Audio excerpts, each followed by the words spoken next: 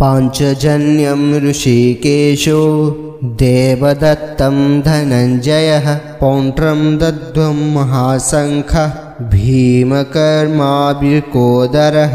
दर्शक बंधु श्रीकृष्णकर शंखर नाम होउची पांचजन्य। अर्जुनकर शंखर नाम देवदत्त।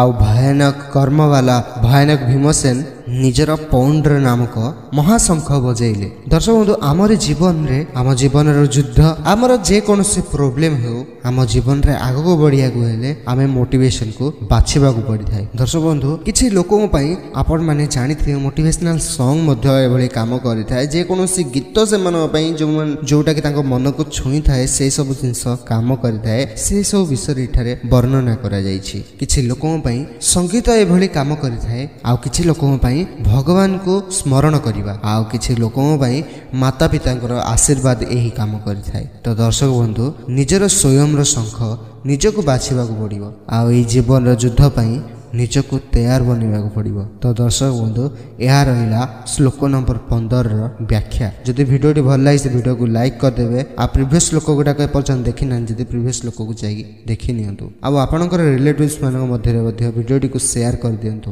आ कमेंट रे लिखि दियंतु जय श्री कृष्ण। पुणी देखाबा नेक्स्ट श्लोक सहित नेक्स्ट वीडियो रे। जय श्री कृष्ण।